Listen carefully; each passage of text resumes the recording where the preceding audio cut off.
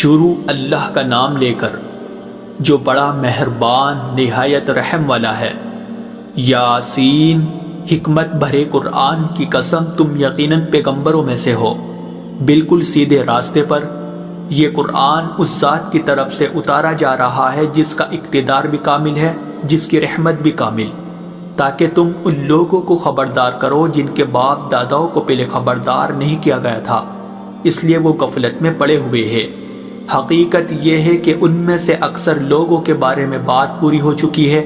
اس لیے وہ ایمان نہیں لاتے۔ ہم نے ان کے گلوں میں توق ڈال رکھے ہیں جو ٹھوڑیوں تک پہنچے ہوئے ہیں، اور اس وجہ سے ان کے سر اوپر کو اٹھے گئے ہیں،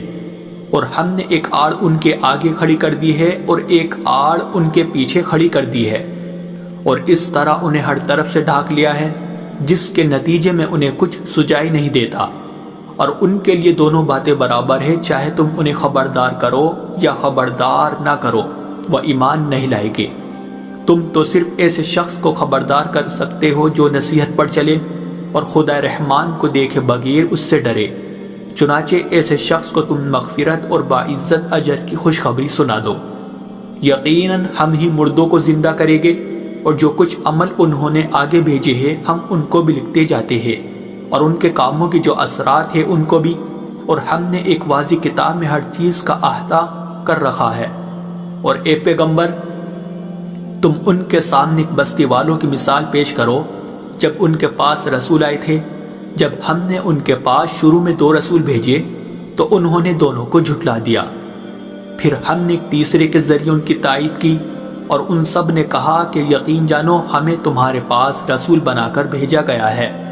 انہوں نے کہا تمہاری حقیقت اس کے سوا کچھ بھی نہیں ہے کہ تم ہم جیسے ہی آدمی ہو، اور خدا رحمان نے کوئی چیز نازل نہیں کی ہے اور تم سراسر جھوٹ بول رہے ہو۔ ان رسولوں نے کہا ہمارا پروردگار خوب جانتا ہے کہ ہمیں واقعی تمہارے پاس رسول بنا کر بھیجا گیا ہے،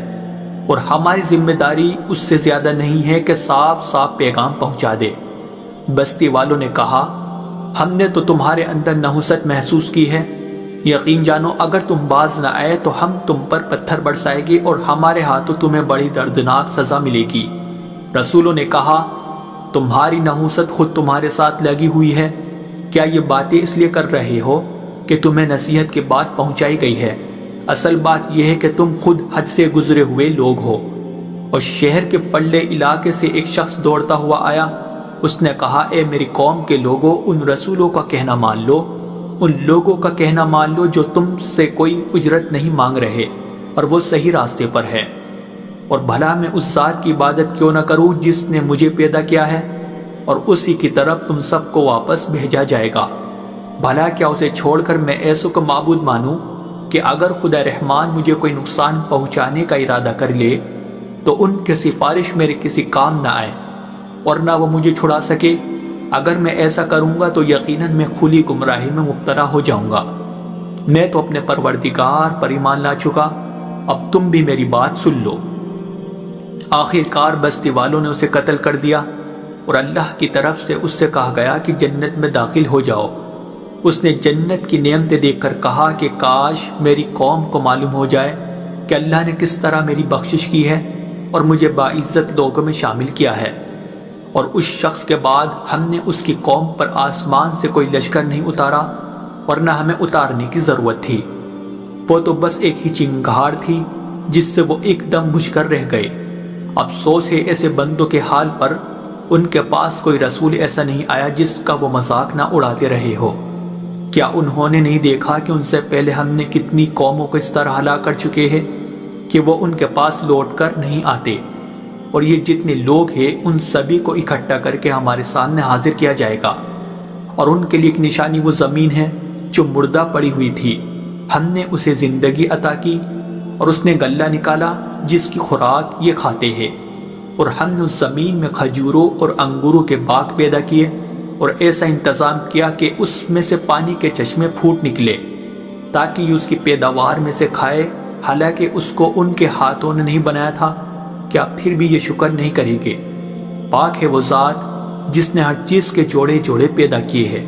اس پیداوار کے بھی جو زمین اگاتی ہے اور خود ان انسانوں کے بھی اور ان چیزوں کے بھی جنہیں یہ لوگ ابھی جانتے تک نہیں ہیں۔ اور ان کے لیے ایک اور نشانی رات ہے، ہم اس پر سے دن کا چھلکا اتار لیتے ہیں تو وہ یکایک اندھیرے میں رہ جاتے ہیں اور سورج اپنے ٹھکانے کی طرف چلا جا رہا ہے۔ یہ سب اس ذات کا مقرر کیا ہوا نظام ہے جس کا اقتدار بھی کامل ہے، جس کا علم بھی کامل، اور چاند ہے کہ ہم نے اس کی منزل تاب تول کر مقرر کر دی ہے، یہاں تک کہ وہ جب ان منزلوں کے دورے سے لوٹ کر آتا ہے تو کھجور کی پرانی ٹہنی کی طرح پتلا ہو کر رہ جاتا ہے۔ نہ تو سورج کی مجال ہے کہ وہ چاند کو جا پکڑے اور نہ رات دن سے آگے نکل سکتی ہے، اور یہ سب اپنے اپنے مدار۔ اور ان کے لیے ایک اور نشان یہ ہے کہ ہم نے ان کی اولاد کو بھری ہوئی کشتی میں سوار کیا، اور ہم نے ان کے لیے اسی جیسی اور چیزیں بھی پیدا کی جن پر یہ سواری کرتے ہیں، اور اگر ہم چاہیں تو انہیں غرق کر ڈالے، جس کے بعد نہ تو کوئی ان کی فریاد کو پہنچے اور نہ ان کی جان بچائی جا سکے۔ لیکن یہ سب ہماری طرف سے ایک رحمت ہے اور ایک معین وقت تک زندگی کا مزہ اٹھانے کا موقع ہے جو انہیں دیا جا رہا ہے۔ اور جب ان سے کہا جاتا ہے کہ بچو اس عذاب سے جو تمہارے سامنے ہے اور جو تمہارے مرنے کے بعد آئے گا تاکہ تم پر رحم کیا جائے، تو وہ ذرا کان نہیں دھرتے، اور ان کے پروردگار کی نشانیوں میں سے کوئی نشانی ایسی نہیں آتی جس سے وہ منہ نہ موڑ لیتے ہو۔ اور جب ان سے کہا جاتا ہے کہ اللہ نے تمہیں جو رزق دیا ہے اس میں سے غریبوں پر بھی خرچ کرو، تو یہ کافی لوگ مسلمانوں سے کہتے ہیں کہ کیا ہم ان لوگوں کو کھانا کھلائے جنہیں اگر اللہ چاہتا تو خود کھلا دیتا؟ مسلمانوں، تمہاری حقیقت اس کے سوا کچھ بھی نہیں کہ تم کھلی گمراہی میں پڑے ہوئے ہو، اور کہتے ہیں کہ یہ قیامت کا وعدہ کب پورا ہوگا؟ مسلمانوں بتاؤ اگر تم سچے ہو۔ دراصل یہ لوگ بس ایک چنگاڑ کا انتظار کر رہے ہیں جو ان کی حجت بازی کے عین درمیان انہیں آ پکڑے گی، پھر نہ یہ کوئی وصیت کر سکے گے اور نہ اپنے گھر والوں کے پاس لوٹ کر جا سکے گے، اور سور پھونکا جائے گا تو یکایک اپنی قبروں سے نکل کر اپنے پروردگار کی طرف تیزی سے روانہ ہو جائے گے۔ کہے گی کہ ہائے ہماری کم بختی، ہم نے کس نے ہمارے مرکز سے اٹھا کھڑا کیا ہے؟ جواب ملے گا کہ یہ وہی چیز ہے جس کا خدا رحمان نے وعدہ کیا تھا اور پیغمبروں نے سچی بات کہی تھی، اور کچھ نہیں بس ایک زور کی آواز ہوگی جس کے بعد یہ سب کے سب ہمارے سامنے حاضر کر دیے جائیں گے۔ چنانچہ اس دن کسی شخص پر کوئی ظلم نہیں ہوگا اور تمہیں کسی اور چیز کا نہیں، بلکہ انہی کاموں کا بدلہ ملے گا جو تم کیا کرتے تھے۔ جنت والے لوگ اس دن یقیناً اپنے مشغلے میں مگن ہوگے، اور وہ ان کی بیویاں گھنے سایوں میں آرام دانشتوں پر ٹیک لگائے ہوئے ہوگے۔ وہاں ان کے لیے میوے ہوگے اور انہیں ہر وہ چیز ملے گی جو وہ منگوائے گے۔ رحمت والے پروردگار کی طرف سے انہیں سلام کہا جائے گا، اور کافروں سے کہا جائے گا کہ اے مجرموں، آج تم مومنوں سے الگ ہو جاؤ۔ اے آدم کے بیٹو، کیا میں نے تمہیں یہ تاکید نہیں کر دی تھی کہ تم شیطان کی عبادت نہ کرنا، وہ تمہارا کھلا دشمن ہے، اور یہ کہ تم میری عبادت کرنا، یہی سیدھا راستہ ہے۔ اور حقیقت یہ ہے کہ شیطان نے تم میں سے ایک بڑی خلقت کو گمراہ کر ڈالا، تو کیا تم سمجھتے نہیں تھے؟ یہ ہے وہ جہنم جس سے تمہیں ڈرایا جاتا تھا، آج اس میں داخل ہو جاؤ کیونکہ تم کفر کیا کرتے تھے۔ آج کے دن ہم ان کے منہ پر مہر لگا دیں گے، اور ان کے ہاتھ ہم سے بات کریں گے اور ان کے پاؤں گواہی دیں گے کہ وہ کیا کمائی کیا کرتے تھے۔ اور اگر ہم چاہیں تو یہی دنیا میں ان کی آنکھیں مل یا میٹ کر دیں، پھر یہ راستے کی تلاش میں بھاگے پھرے، لیکن انہیں کہاں کچھ سجا۔ اور اگر ہم چاہیں تو ان کی اپنی جگہ پر بیٹھے بیٹھے ان کی صورتیں اس طرح مسخ کر دے کہ یہ نہ آگے بڑھ سکے اور نہ پیچھے لوٹ سکے۔ اور ہم جس شخص کو لمبی عمر دیتے ہیں اسے تخلیقی اعتبار سے الٹ ہی دیتے ہیں، کیا پھر بھی انہیں عقل نہیں آتی؟ اور ہم نے اپنے ان پیغمبروں کو نہ شاعری سکھائی ہے اور نہ وہ ان کے شایان شان ہیں، یہ تو بس ایک نصیحت کی بات ہے، اور ایسا قرآن جو حقیقت کو کھول کھول کر بیان کرتا ہے تاکہ ہر اس شخص کو خبردار کرے جو زندہ ہو، اور تاکہ کفر کرنے والوں پر حجت پوری ہو جائے۔ اور کیا انہوں نے یہ نہیں دیکھا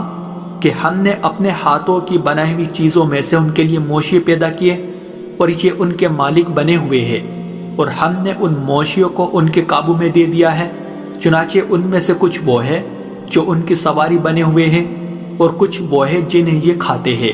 نیز ان کو ان موشیوں سے اور بھی فائدہ حاصل ہوتے ہیں اور پینے کی چیزیں ملتی ہے، کیا پھر بھی یہ شکر نہیں بجا لائے گے؟ اور انہوں نے اللہ کو چھوڑ کر اس امید پر دوسرے خدا بنا رکھے ہیں کہ انہیں ان سے مدد ملے، حالانکہ ان میں یہ طاقت ہی نہیں ہے کہ ان کی مدد کر سکے، بلکہ وہ ان کے لیے ایک ایسا مخالف لشکر بنے گے جسے قیامت میں ان کے سامنے حاضر کر لیا جائے گا۔ غرض اے پیغمبر، ان کی باتیں تمہیں رنجیدہ نہ کریں،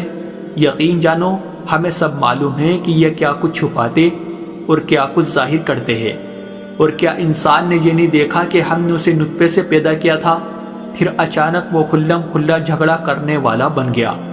ہمارے بارے میں تو وہ باتیں بناتا ہے اور خود اپنی پیدائش کو بھلا بیٹھا ہے، کہتا ہے کہ ان ہڈیوں کو کون زندگی دے گا جب کہ وہ گل چکی ہوگی۔ کہہ دو کہ ان کو وہی زندگی دے گا جس نے انہیں پہلی بار پیدا کیا تھا، اور وہ پیدا کرنے کا ہر کام جانتا ہے۔ وہی ہے جس نے تمہارے لیے سرسبز درخت سے آگ پیدا کر دی ہے، پھر تم ذرا سی دیر میں اس سے سلگانے کا کام لیتے ہو۔ بھلا جس ذات نے آسمانوں اور زمین کو پیدا کیا ہے، کیا وہ اس بات پر قادر نہیں ہے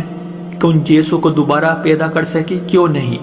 جبکہ وہ سب کچھ پیدا کرنے کی پوری مہرت رکھتا ہے۔ اس کا معاملہ تو یہ ہے کہ جب وہ کسی چیز کا ارادہ کر لے تو صرف اتنا کہتا ہے کہ ہو جا، بس وہ ہو جاتی ہے۔ غرض پاک ہے وہ ذات جس کے ہاتھ میں ہر چیز کی حکومت ہے، اور اسی کی طرف تم سب کو آخر کار لے جایا جائے۔